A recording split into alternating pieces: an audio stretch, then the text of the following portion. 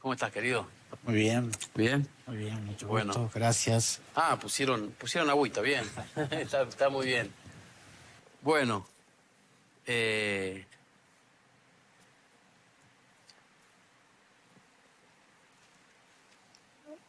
pensaba, ¿no?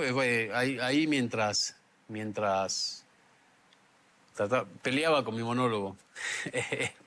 Eh, no podemos hablar tal vez de una sola muerte o de una... ¿Cuáles serían los abordajes de la muerte? Qué gusto estar acá, qué valentía la de tuya y todo el equipo. Esto que dices de estar peleando con este monólogo, que más que monólogo fue una declaración de un montón de cosas, ¿no?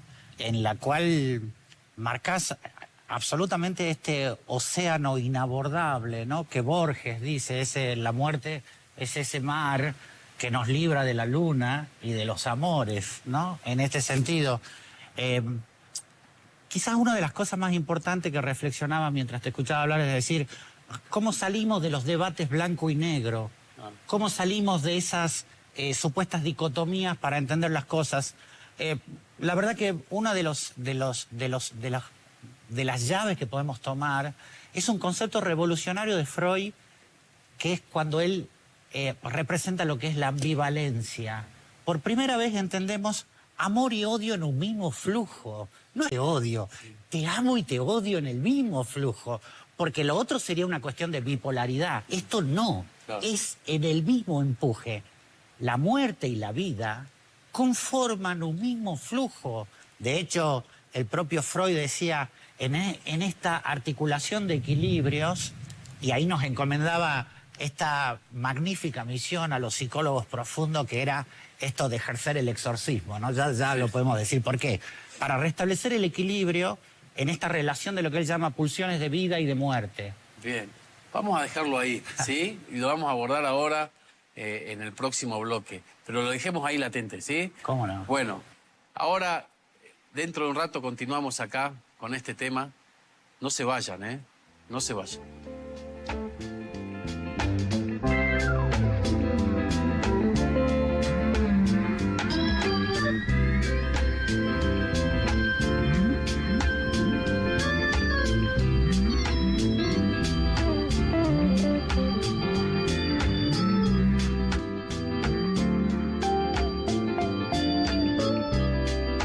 Bueno, seguimos acá.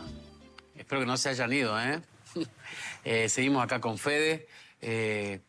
Me pareció como muy interesante esto que decías de el flujo, ¿no? Ese flujo que se da entre vida, muerte.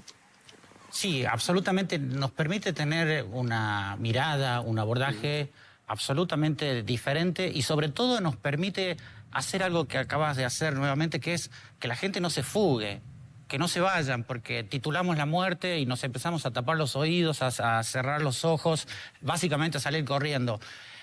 Hay un fenómeno muy complejo, Juan, que la fuga, el miedo empodera, la fuga me pone en fuga y se pone peor. A ver, yo veo un perro que me viene a morder, tengo miedo y empiezo a correr, el perro se transforma en león. Y si sigo corriendo, se hace un dinosaurio. Lo que le podríamos pedir un poco a la gente es que dejen de correr. Así sea el diablo el que los persiga, si yo dejo de correr, se acaba el juego de eso que me asusta. Entonces, la muerte como fenómeno de miedo no es la muerte. Es más bien un discurso ideológico que no me permite entender lo que es la vida.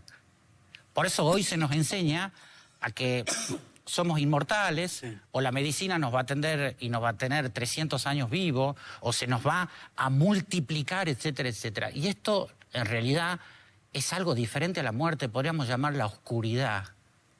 ¿No? Podríamos llamar algo absolutamente terrible, porque la muerte interpela y permite ver a la vida desde una forma diferente. Entender esto que vos marcabas hace en tu presentación al respecto de la finitud, ¿sí? Que no pasa por esto de frivolizar de estoy de paso. Cuidado con eso, ¿no? De esto de estoy de paso, la vida es un carnaval y zaraza, zaraza. No, no, no. Entender que realmente somos finitos, en realidad me permite tener una construcción mucho más ecológica de lo que es vivir, mucho más amistosa, ¿para qué voy a perdonar años en el odio con mi vecino? Que está bien que no lo soporte, pero si yo supiera al respecto de esa finitud, bajarían mis rencores, la violencia bajaría. La violencia es eterna, la violencia es inmortal. Se vende como Gilgamesh, ¿no? En este sentido de que es repetitiva. Y ahí es donde viene esta cosa terrible, de esta muerte oscura, le llamamos nosotros los psicólogos, que viene a ser una especie de arquitecta que tiene cierto tipo de empleados, ¿no? Hablabas de albañiles, estos serían los maestros mayores de obra, ¿no? Claro. La culpa, la repetición y el ideal. Por supuesto, qué mejor que idealizarnos para que no nos realicemos nunca. En este ideal es donde funcionan las matrices educativas que ni siquiera me pregunto interpelarla. Jugamos al rugby, pateamos cabeza y sigamos pateando, no importa. ¿Está? O hacemos lo que hacemos sin interpelación alguna, digamos. ¿Está? Sin entender y sin cuestionarme nada, ¿no? Hannah Arendt, en la nota periodística respecto de Eichmann en Jerusalén, cuando habla de la banalidad del mal, ¿no? De cómo se puede exterminar 6 millones de personas. Esta fábrica, esta usina, el imperio de la muerte oscura, ¿no? En esta cosa sobre la banalidad de alguien que no se interpela. Este sujeto decía, estoy cumpliendo con un proceso burocrático y logístico de llevar gente. Entonces, entender esta cuestión nos permite, digamos, visibilizar de que la pregunta nos lleva a qué es vivir. Entonces, si no voy a interpelar mi repetición, yo creo, honestamente, y mucha gente creo que comparte esto, que los verdaderos infiernos son la repetición. La repetición, esto de la misma situación, la misma relación, salgo de una pareja, ya no tengo ganas de volver a la otra. Los pacientes me dicen, no quiero tener relación con nadie, principalmente con el espejo, ¿no? Son las peores relaciones que hay, digamos. Entonces, ¿por qué? Porque empieza a haber un proceso de desgaste en el cual pareciera ser que la repetición viene a ser una especie de oráculo griego que nos dice que de ahí no se puede salir, que va a volver a pasar y va a volver a pasar. Por supuesto que como está articulada con la culpa, ahí viene esa eficacia, ¿no? Por eso digo, la muerte como parte constitutiva del flujo maravilloso de vivir es como fantástica. Heidegger, un filósofo alemán, bastante alemán para mi gusto, demasiado diría yo, decía que en la muerte estoy solo, que no hay referencia, que no me acompaña. Lo cual es falso, porque fíjate vos, la vida es corporativa, comunitaria, estoy con un montón de gente, vos vives, claro. Roberto vive, tú vives, vivimos todos, digamos, ¿sí? Pero cuando vamos a morir, no, solo es Federico. Que se muera Federico, nadie más. Entonces, ese aislamiento, esa especie de te hemos cosificado en tu muerte, ya perdiste todos los estatus, ¿no? Dice Heidegger, perdiste hasta la referencia, lo cual es absolutamente absurdo. Es una trampa, una mentira, te diría casi como un castigo, ¿no? En este sentido, perdón, sé que hablar de Heidegger y mucho más hacer algún tipo de aporte es como entrar a algo medio complejo, pero en este sentido entendemos esto de formar parte de algo. Por eso, ¿cuándo se transformó el lugar de mi muerte física, de ser mi hogar? ¿Cuándo se transformó en un hospital, en un sanatorio, en un lugar con gente vestida de verde, en luces blancas, y no en el cuarto donde yo tengo el cuadro de aquello con lo cual me crié? ¿Cuándo las casas dejaron de ser lugares donde ya no estaba permitido morirse? Porque en realidad, esto de llevar a alguien a un lugar prolijo y legalizado de la muerte es matarlo ahí, digamos. Pero aparte matarlo en soledad. Y ahí sí se cumple lo de Heidegger, que vas a estar solo ahí, digamos, ¿no? Básicamente. Entonces, por eso decía, si nosotros podemos entender, así como la ambivalencia nos cuenta, ¿no? Mi hijo de 5 años juega conmigo a que me mata, porque me odia a la par de que me ama y me quiere matar en serio. Y dice, papá, por favor, morite. Y uno tiene que hacer el role-playing de eso. Esta noción es como mucho más esclarecedora que debatir de una cuestión de la vida versus la muerte, ¿no? Para que no entremos en fuga, esto que vos decías, esta cosa melodramática italiana, española, sanguínea, de la cuestión de le da miedo en lugar de comprender, ¿no? ¿Recuerdas la frase, ¿no? Que dice, ¿de qué muere la gente cuando se pierde en el bosque? Mueren de miedo. Quizás lo más oscuro de la oscuridad, de lo que llamamos goce del sufrimiento, sea el miedo. Porque tiene por objeto esto que vos marcabas en tu presentación, es que no nos movamos, que no vivamos, que repitamos esto que hermoso leíste, ¿no? Que es el más de lo mismo, ¿no? Claro, como que voy a repetir esas cosas hasta que alguna gente de acá, de un barrio, qué sé yo, como Cuyaya, se permite crear un software y una empresa de software que se venda a Canadá. Pero eso es como que no hay permiso para eso. Hay que hacer más de lo mismo, eso se hace en Buenos Aires, no acá. Claro. Pensaba en esto que decías de lo dramático, ¿no? De la muerte, bueno. Y bueno, esta celebración que hay en noviembre, creo que es el 2 de noviembre en nuestra provincia, que es muy lindo, digamos, que le ponen escaleritas a esas almas, ¿no? Para que bajen, para que vengan, para que suban. Y ver esa fiesta, o bueno, inclusive que van al cementerio y las flores, en fin.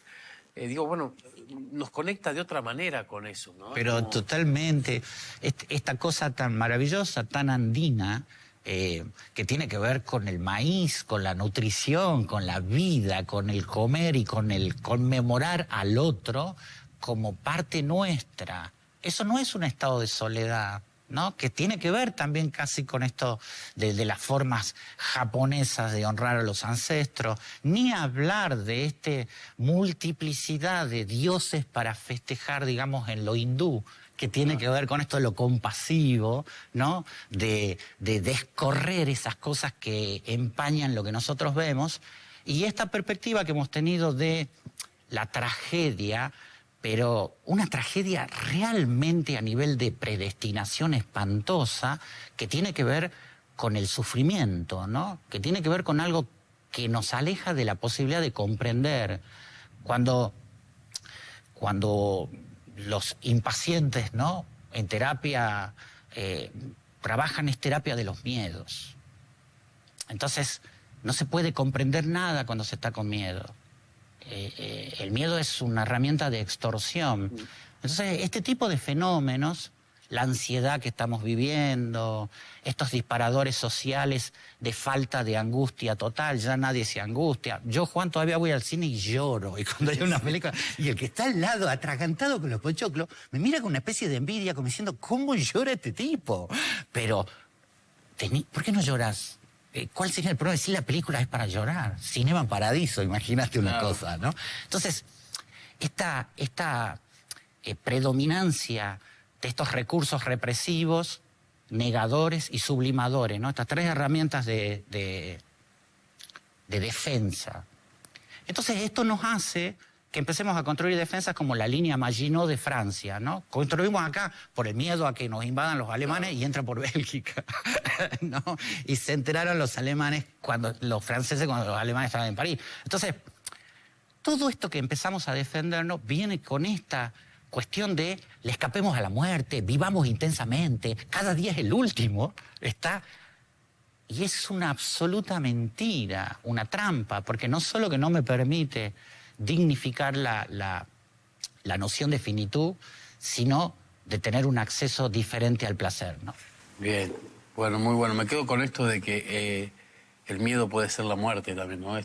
O el miedo es la muerte. Bien, bueno, gracias, gracias. Vamos a un corte y enseguida seguimos acá en el vientre de la ballena.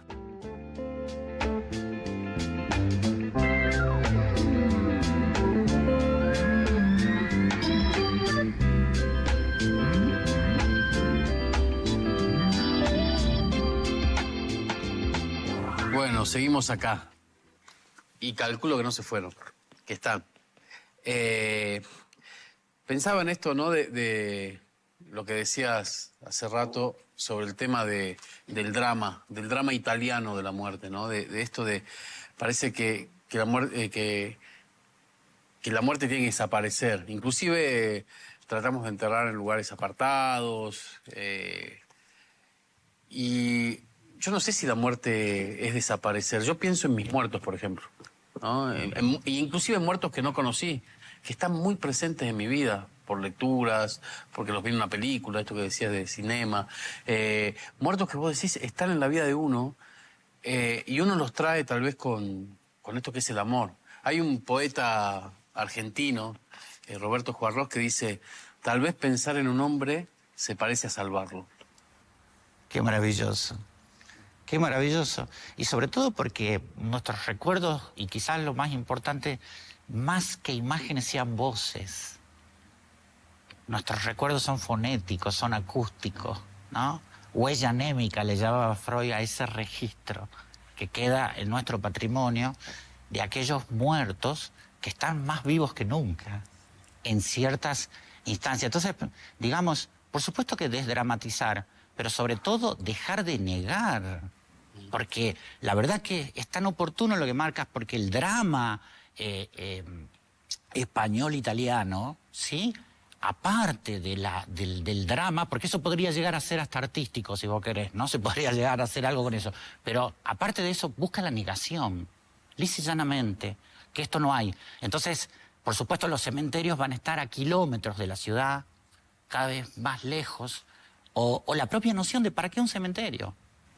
Y así como se construyeron sanatorios y hospitales para que la muerte ya no pueda ser en la casa, que es lo privado, lo íntimo, lo familiar, pase a ser el Unheimlich, decía Freud, que es lo ominoso, lo siniestro. Han hecho siniestro algo que es absolutamente parte de la vida, ¿no? Esto de hacer siniestro lo que es inherente a vivir es una trampa, un absoluto engaño para construir parálisis, postergación, sufrimiento, goce. Sufrimiento es redondo, circular, se alimenta a sí mismo. El dolor no. El dolor me moviliza que pase. El sufrimiento no te duele, pero te mata. Por eso la persona que sufre, ¿no? A ver, este estado melancólico depresivo, ¿no?, que representa el sujeto introyectado, el sujeto ya sin opciones, el sujeto como, digamos, rendido ante la muerte. ¿Y qué es lo que le pide? Que no se mueva, que no haga nada. Entonces, cuando uno entiende a la muerte, recién entiende el movimiento. Es como decir, ¿qué diferencia entre la música que comporta los sonidos o esta música electrónica absolutamente ansiógena que tapa toda posibilidad de que aparezca un silencio?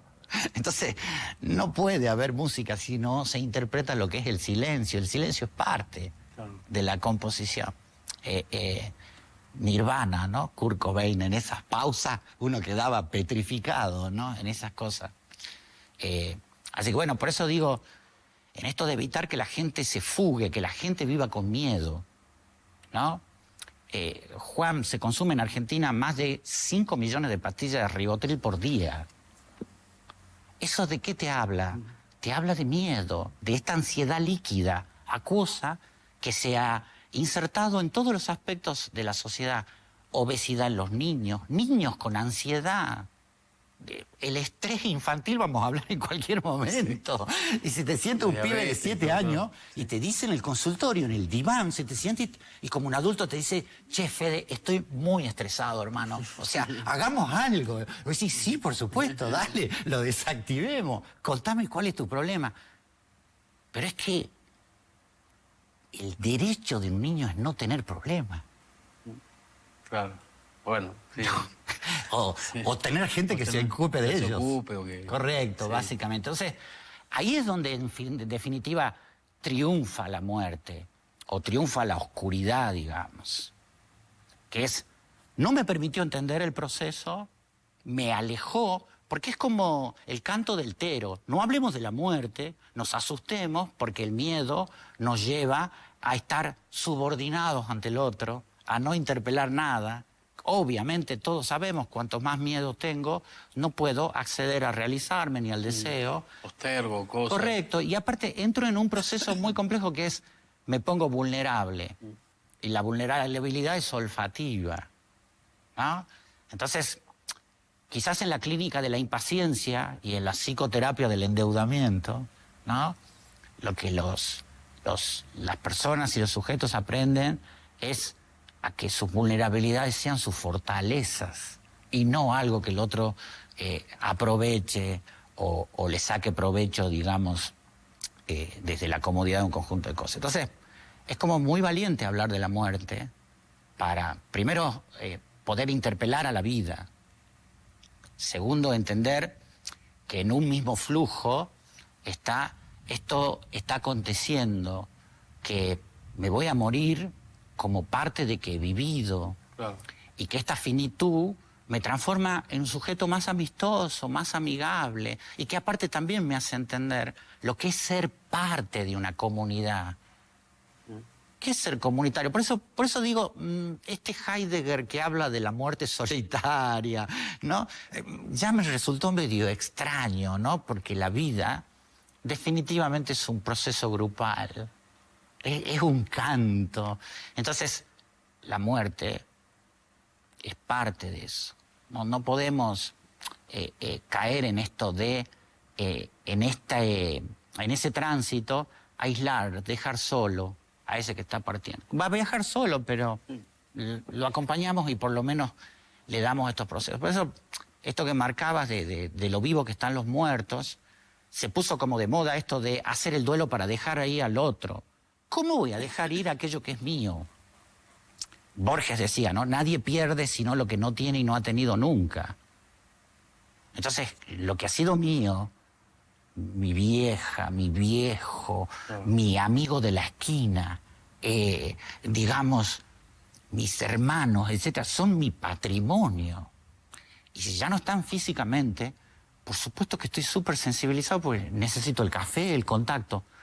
Pero el duelo es para recuperar eso que ha sido siempre mío, digamos. No hay patrimonio más seguro y más estable que el patrimonio afectivo. Lo que pasa es que la gente está descapitalizada de eso, entonces por ahí es como, pero el dinero se pierde, el dinero baja y sube, el capital afectivo no desaparece. No es una cuestión de intercambio bajo las reglas de la monetización. El afecto, por más intenciones que hubo, no se monetiza, digamos. ¿Por qué?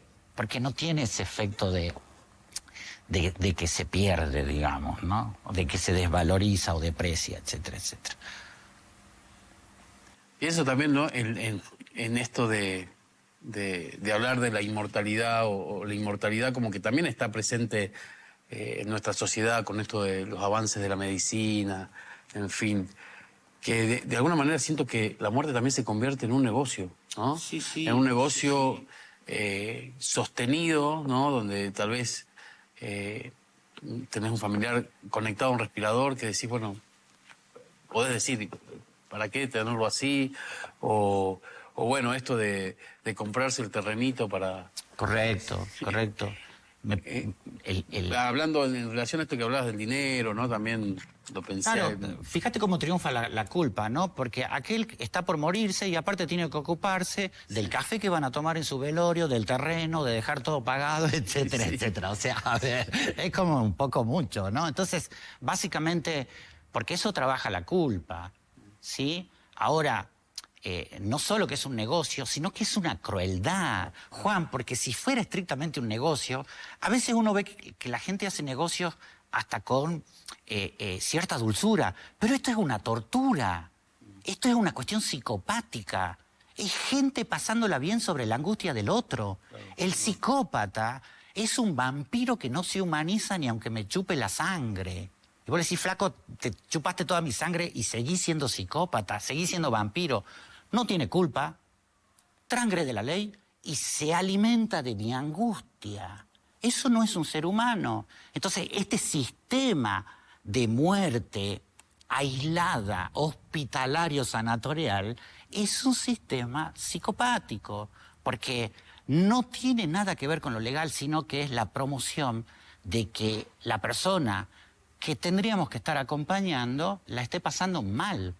Por eso uno dice, bueno, hay ciertas inocuidades. Yo, así como Derrida decía que el lenguaje no es inocente, los sistemas tampoco son inocentes. Entonces, no hay nada de inocencia en eso, está que aparte es un negocio de mantener ahí. No me gusta la palabra eutanasia, pero debiera aplicarse el tema de la interrupción de la vida. Sí. Si yo ya tengo 80 años, mi cuerpo no está, etcétera, etcétera, quiero partir y a costa de la deuda con los familiares o con el sanatorio me tienen un respirador hace 6 meses. Fíjate, la persona tiene conciencia de que ya no tiene cuerpo y que está bien ya y que es una decisión. Y volvemos a la problemática, ¿no? Interrupción del embarazo o aborto. Lo mismo, no me gusta esto de hablar de eutanasia, porque representa algo que no es real, que es que yo me suicido o que yo me mato. No, no, no, no. Interrumpo algo cuando ya no se lo puede sostener en un marco de una cierta dignidad. Pero bueno, nadie quiere hablar de eso, porque tampoco es negocio hablar de eso. Quizás una de las cosas y de las prerrogativas más importantes para que podamos entender y salir de ese debate de vida versus muerte es recuperar los espacios. A mí me encanta la topología, ¿no?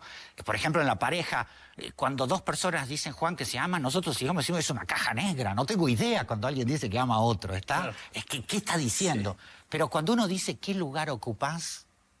Es como mucho más interesante. Entonces, en la topología de la muerte, hay que quitarle esos espacios a esta culpa, ansiedad, sufrimiento, parálisis y miedo, ¿no? Y retomar los espacios, que son los espacios donde uno ha vivido. ¿Dónde más me voy a morir? Ahora, si yo no he vivido, sí me voy a morir en un hospital, en un sanatorio. Sí. ¿No? Porque fíjate que la actuación, la pantomima, ¿no? De llevamos con convulsión en una ambulancia un paciente. La medicina es la cosa de más brujería y esotérica del mundo. Ellos se venden como los ciencia, ¿no? O sea, decir, pero no saben qué pasa. Entonces, cuidado con el tema de la soberbia porque lo estamos llevando para una cierta reparación. Pero si esto es algo que tiene que ver con la intimidad de alguien y se lo termina exponiendo, se lesiona el pudor, se hace la obscenidad de ver algo que solo lo pueden ver gente que te ama. ¿Por qué te va a estar viendo alguien que no te ama? La obscenidad de lo público. Y aparte, entraste a un quirófano, te desnudan como primer método. Flaco, ¿no puede ser con los zapatos puestos? No, no, pero me vas a operar la nariz, no entiendo para qué me ponen en bola. No, pero bueno, el protocolo es... Claro. Diferente.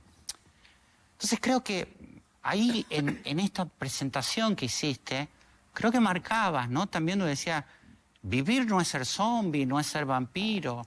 El vampiro y el zombie son eternos. Porque la antigua filosofía decía, sos bípedo, pulgar oponible, implume y con capacidad de reír, sos humano. De una debe serlo. Pero nosotros los psicólogos decimos, si ya no podés ni siquiera angustiarte, has perdido la capacidad de humanizarte. Entonces, ahí es donde viene este formato zombie que no tiene culpa, no tiene normas y vive de la explosión de la angustia de los demás, ¿no? Muchas gracias, Fede. Un gusto, un placer, a tu disposición. Muchas gracias.